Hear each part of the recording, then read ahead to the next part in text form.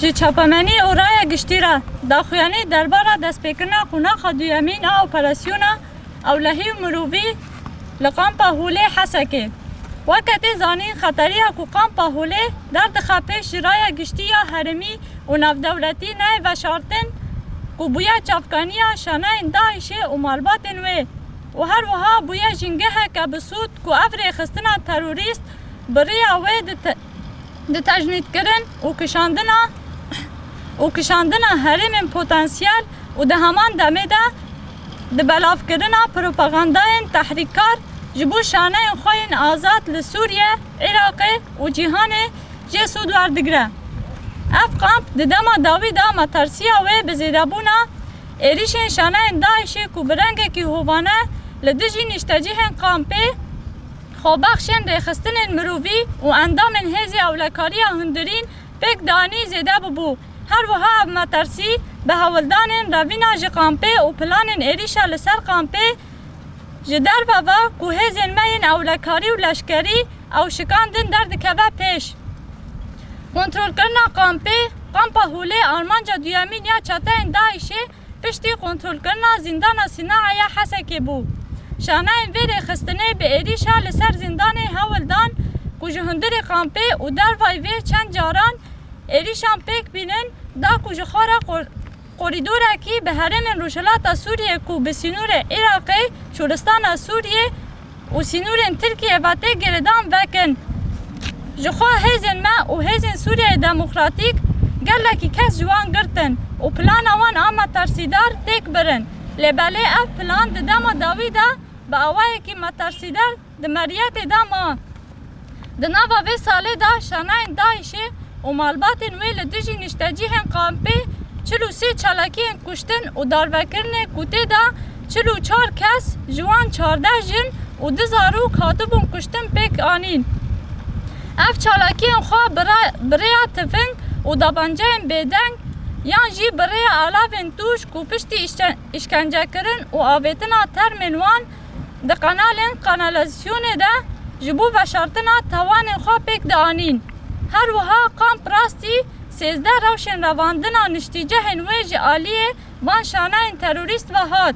Di heman demê de jî rastî rewşên şewtandina konan ku dema qurbanî tê de di xew de bûn. Wêrankirina maddeyên alîkariyê û malzemeyên saziyên tenduristiyê û xizmetguzarî û gelekî rewşên ku tê de xwestin aloziyê derxînin û hewil bidin ku dîwarên parastinê li derdora kampê rakin hat. Bi zêdebûna gefên dewleta Tirk li dijî herêmên Bakur û Rojhilatê Sûriyê eşkere bû ku çalakiyên terorîstî di kampê de zêde bûne. Ji xwe amarên li ber dest teqez dikin ku van mehên ku dewleta Tirk êriş û gefên xwe berdewam kiriye ev çalakiyên terorîstî zêde bûne. Hejmareke mezin ji serçeteyên Daişê li navçeyên dibin dagirkeriya Tirkiye de dimînin ku operasyonên terorîstî li herêmê birêve dibin bi taybetî li Kampa Hûlê û li derdora wê. Ji xwe delîl, belge û her wiha îtirafên gelek terorîstên ku hatine girtin piştrast dikin ku Tirkiye her cûre hêza xwe ya istixbaratî ewlehî û diravî ji bo şaneyên Daişê û kampê û dervayê wê bikardîne. Ji bo ku wan bi rengekî xurtir bi şebekeyên terorîstî yên li herêmên dagirkirî li Bakurê Sûriye ve girê bidin, her wiha ji bo ku bi berdewamî tirsê bixin nava kampê de da ku ewlehî û îstiqrara herêmê têk bibin. Bêguman hêza me ji bo ku rê li ber zêdebûna metersiya çeteyan û şaneyên wan bigirin gelek bedelên buha dan. Me bi rêya hemleyên xwe yên ewlehiyê gelekî çalakiyên terorîstî têk birin û her wiha ji bo parastina niştîcehên kampê me gelekî şehîd dan.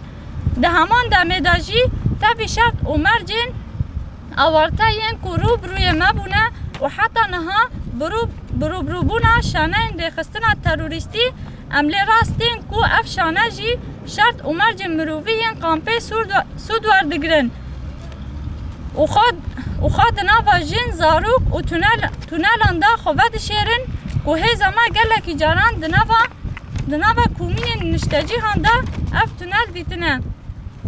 ام لسر پیبندبونا خواه یا به پرنسیب و رزگرتنا تام جی یاسای نافدولتیین گردایی به مافین مروفا و تقص دکن.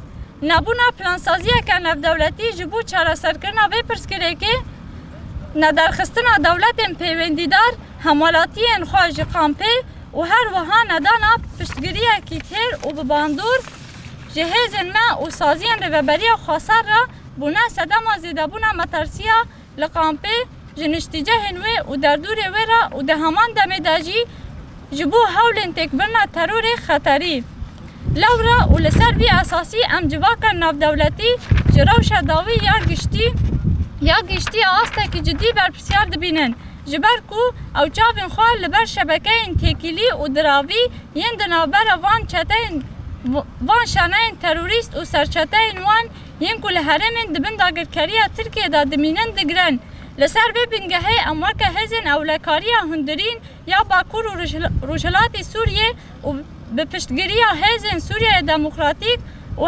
هفپیمانیه ناف دولتی یا شر لدجی داعشه قناخ دویمین یا اپراسیون اولهی و مروفی دقام پاهوله دا جبو شوپاندن شانین داعشه زوها کرنا جنگه ها بخوینا یا کو جوان را دبا آلیکار و هر وها جبو خلاص کرنا نشتیجه قامپیج تروره و بلای آوان را دکینن. او اپراسیون دمک دریش بو جبر ایریش و گفن دولتا ترکیین داوی هاتبو پیش خستن. اگر امنها تب نگرن ده دور حرم و جیهان تب در راستی گلک پرسکره کن وارن. لورا ام بانک لحمو دولت و ریخستن پیوندیدار دکن کو دوی اپراسیونه دا پشتگیری همه بکن و حتی بدایبونا و گهشتنا آرمانجن و پشتگیری پیویست جنشتجی هم کامپی را پشکش بکن. ام جارکی دم پشت راست دکن کو ام بیاسا و دستورنامه مافی مروفان پیبند ببن.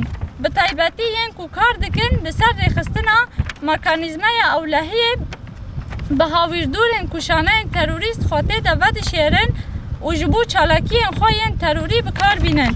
فرمانداری گشتی یا هزین اولکاری هندرین پول 25 ماه 8 2022